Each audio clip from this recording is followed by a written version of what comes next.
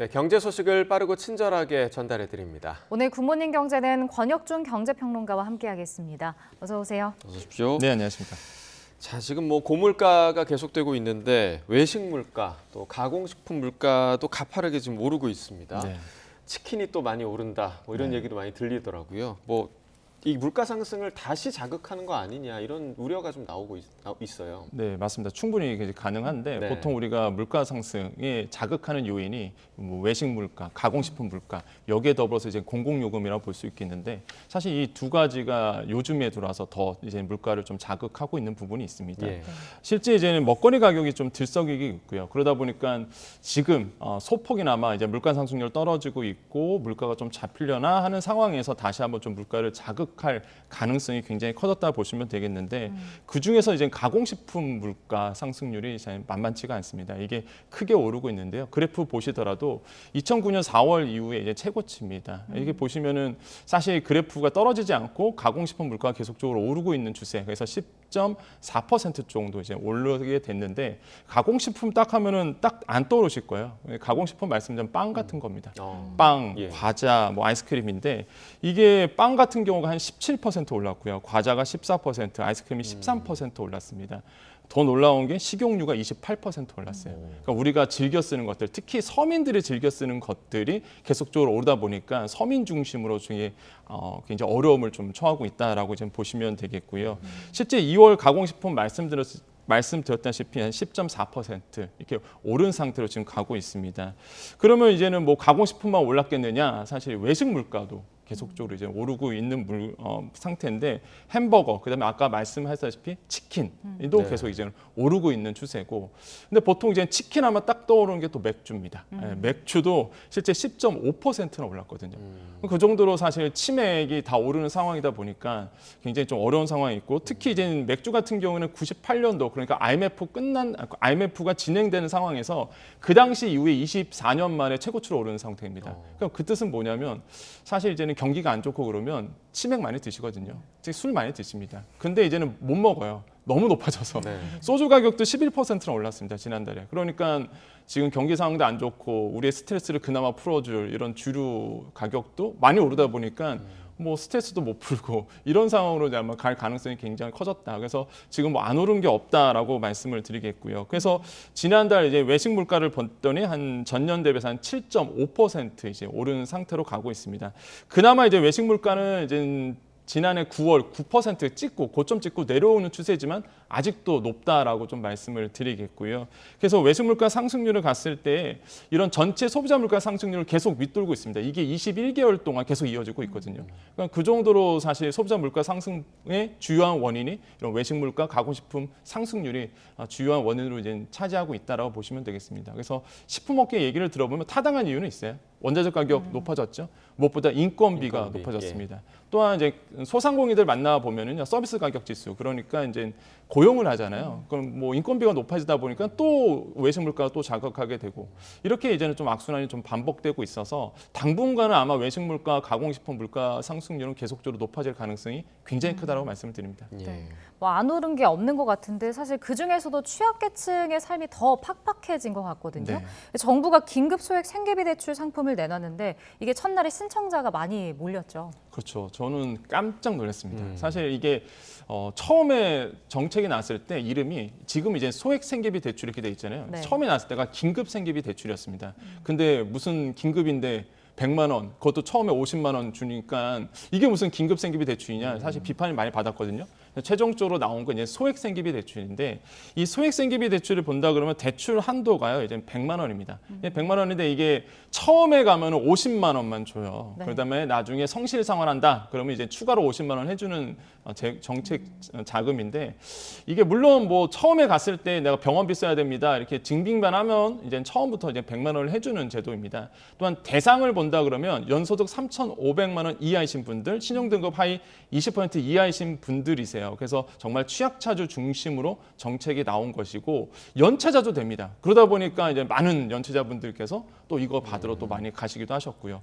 그래서 뭐 여러 가지 이야기들이 나오는데 이게 굉장히 인기가 폭발했습니다. 대출이 연 15.9%거든요. 그러니까요. 너무 높아요, 사실. 금리가 너무 높더라고요. 네, 굉장히 높죠. 그나마 이제는 금융교육, 그러니까 온라인 금융교육을 받으면 0.4%포인트 정도 내려갑니다. 그래서 0.5%포인트 정도 내려가죠. 그래서 이제 최종적으로 15.4%부터 이제 시작하게 되는 건데, 금리가 너무 높고, 그 다음에 대출도 처음에는 초기에는 50만 원 이러다 보니까, 야, 이게 과연 될까라는 사실 생각이 들었었거든요. 그런데 뚜껑을 열고 보니까 이제 사전 예약을 받고 이제 그 다음 주에 이제 본 계약을 맺으러 이제 센터에 방문하게 되는데 그것도 현장에 또 가야 돼요. 그래서 뭐 이야기들이 굉장히 많았죠. 서울은 너무 꽉 차다 보니까 서울 분들이 대전 내려가서 받는 이런 상황도 있었죠. 근데 이게 될까라고 했는데 이게 됐어요. 결론적으로. 그러니까 너무 신청자가 폭발하고 많은 분들이 이걸 받기 위해서 막 이동도 하시고 교통비 내면서 막 좀 여유로운 데 찾아가시면서 그래서 이게 폭발적으로 증가됐습니다. 그런 거 봤을 때 그 정도로 지금 경기가 안 좋고 이제 불법 사금융 쪽으로 빠지시는 분들이 많다는 걸 반증하고 있다는 거거든요. 실제 이제 불법 사금융 피해 신고 건수를 좀 조사를 해봤습니다. 이걸 봤더니요. 19년도에는 한 4,900건 정도가 되고 2020년, 21년도 계속 높아져요. 그러다가 2022년도에 이제 10,000건이 넘어갑니다. 그 정도로 계속적으로 지금 불법 사금융, 그러니까 사채 시장이죠. 이쪽으로 이제 빠져서 피해 신고가 계속적으로 늘어나고 있다는 거거든요. 이런 거 봤을 때 가장 문제가 되고 있는 대출, 바로 내구재 대출이라고 있습니다. 그러니까 나를 스스로 내가 구제한다. 이런 대출이에요. 그게 뭐냐면 폰을 개설하고 폰을 다시 돌려줍니다. 그럼 그 조건으로 대출해 주는 거거든요. 그러니까 내가 나를 대출한다. 이게 어감이 그렇게 좋지는 않은데 이제는 불법 사금융에 빠지시는 분들이 이런 내구재 대출에 많이 빠집니다. 그러면 뭐가 되느냐? 우리가 보통 이제는 대포폰 많이 쓰잖아요. 이런 데서 다 대포폰이 나오는 거거든요. 그러니까 불법적인 상황이 계속적으로 일어나요. 그래서 정부가 이 고리를 끊자고 나온 게 바로 이제 소액생계비 대출이거든요. 그래서 실제 이제 50만 원만 해주게 되고 그것도 소액이고 금리가 높음에도 불구하고 어려우신 분들이 계속적으로 찾아가고 있다.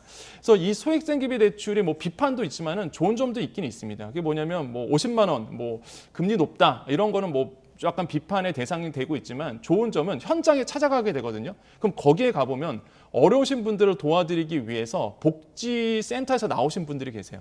거기서 이분들에 대한 구제 대책이라든지 아니면 복지를 받을 수 있는 것들이 무엇이 있는지를 현장에서 이제 상담을 해줍니다. 그러니까 이런 점은 좋아요, 사실. 그래서 다른 방안을 찾을 수가 있는 거죠. 그렇죠. 어차피 오시는 분들은 신용하위 20% 이하이신 분들이거든요. 연체자도 오실 거고 어차피 어려우신 분들이시단 말이에요. 근데 그분들을 도와주고 싶어도 만날 수가 없습니다. 근데 어차피 오신 분들이다 보니까 그 현장에서 바로 이런 어떤 복지 정책에 대해서 설명해주고 혜택 받을 수 있는 것을 알려주기 때문에 이런 점에서는 굉장히 좀 좋은 점도 있다라고 볼 수만 되겠고요. 문제는 재원이죠. 지금 폭발하고 있어요. 너무 많은 신청자가 옵니다. 근데 이 재원은 세수는 들어가지 않습니다. 이게 각 은행들이 각출을 해서 기금을 마련한 거거든요. 그래서 지금 정부는 만약에 이게 더더욱 소액생계비 대출 인기가 많아지고 더 필요하다고 느끼면은 재원 마련 확대를 이제 검토하고 있다라고 이제 밝힌 상태고요. 빨리 이런 어떤 소액생계비 대출 받으시는 분들이 좀 여유로운 생활이 돌아오는 그런 좀 시대적 환경이 왔으면 좋겠다는 생각을 해봅니다. 네, 그러니까 당장에 지금 50만 원이 급한 사람들이 맞습니다. 이렇게 많다라는 얘기죠. 네, 참 안타까운 소식이고요. 자, 이어서 이제 해외 증시 소식도 좀 알아보겠습니다. 실리콘밸리 은행이 새 주인을 찾게 됐습니다. 네. 좀 이런 것들이 좀 주식시장에 영향을 좀 줬습니다. 그래서 이런 건 호재라고 볼 수 있겠지만은 그래도 뭐 워낙 상황이 안 좋다 보니까 이제 호조세로 좀 기록을 했는데 다우지수 본다 그러면 0.6% 상승을 했고요. 나스닥 지수가 0.47% 하락했고 S&P 500 지수 0.16% 상승을 했습니다. 그래서 혼조세를 좀 기록을 했습니다. 그래서 이거 금융주들은 근데 크게 올랐어요. 이제 금융주 같은 경우 그러니까 이번에 금융 사태의 원인이 됐던 실리콘밸리 뱅크가 새 주인을 좀 찾았습니다. 그 주인공이 바로 이제 퍼스트 시티즌스 은행인데 이게 미국 순위로 본다 그러면 한 30위권 하는 은행입니다. 근데 30위권 하는 은행이 16위권 은행을 이제 인수를 한 거죠. 그래서 이런 것이 이제 영향을 주면서 은행주 중심으로 좀 많이 오르던 부분이 있는데 실제 이런 퍼스트 시티즌스 은행이 이번에 그 이제 SVB 은행의 자산이라든지 아니면은 뭐 대출에 대해서 인수 합의를 했는데 21조에 샀습니다. 근데 전체적인 SVB의 총 이제는 자산이 한 93조 원 정도 되거든요. 그러니까 93조 원의 자산을 21조에 산 거예요. 그러면 당연히 반기죠. 이제 시장에서는 굉장히 헐값에 잘 샀다 이런 네. 평가를 받거든요. 하루 만에 주가가 53% 올랐습니다. 그래서 이 은행이. 그래서 그 정도로 사실 지금 미국에서는 빠르게 이런 상황이 바뀌어지고 있고요. 그다음에 이번에 좀 문제가 됐던 게 도이체방크입니다. 도이체방크 투자은행이 조금 코코본드 발행액이 좀 물론 SV보다는 작습니다. 한 12조 정도 되는데 그래도 불구하고 코코본드의 채권 때문에 사실 좀 불안감이 좀 있었거든요. 근데 요번에 이제는 이렇게 뭐 금융주들이 뭐 인수합병이 되면서 그나마 좀 주가가 한 6% 정도 이제 반등한 부분들은 정확하게 한 6.15% 올랐거든요. 그래서 이렇게 오른 부분들은 좀 호조세를 이제 기록을 하고 있고 호재로 좀 작용하고 있고요. 하지만은 이제 불안감은 계속 남아 있죠. 미국 경제에 대한 뭐 금융주에 대한 신뢰가 좀 잃어가고 있거든요. 특히 대표적으로 퍼스트 리퍼블릭이라고 있습니다. 리퍼블릭 은행이라고 있는데 이게 주가가 위기설이 나온 이후부터 90% 떨어졌습니다. 그러니까 거의 뭐 파산 직전까지 가고 있는 은행이에요. 그래서 중소형 은행에 대한 신뢰감 이게 완전히 잃어버려갖고 지금 공포 심리가 계속적으로 남아 있는 상태입니다. 그래서 안심하기에는 좀 이른감이 있다라고 보시면 되겠고요. 그래서 이제는 미국에 있는 뭐 연준이라든지 아니면 연방 당국이 어떤 얘기를 하고 있냐면 계속적으로 유동성을 공급하겠다. 그러니까 불안 심리를 끊어내야 되거든요. 이게 사실 도이체방크도 이렇게 위험설이 나올 어떤 그 기준선은 아닙니다. 자산 충분하고요. 코코본드도 충분히 뭐 감내낼 수 있는 상황인데 이게 공포 심리가 굉장히 지금 작용하고 있다 보니까 이걸 끊어내야 되는데 그래서 연방 당국이 계속적으로 얘기하고 있는 게 무제한 유동성 공급할 거다. 거기 너무 불안하지 말아라고 이제 얘기를 하고 있습니다. 그래서 이런 상황으로 지금 뉴욕 경제가 지금 미국 경제가 흐르고 있고 문제가 우리나라의 은행들의 이런 공포 심리가 전이될 것인가 이거에 대한 문제거든요. 그래서 지금의 이제는 경제 당국은요, 금융 당국은 충분하다. 위험을 리스크를 감내할 충분하다라고 이제 얘기를 하고 있다라고 말씀을 드리겠습니다. 네.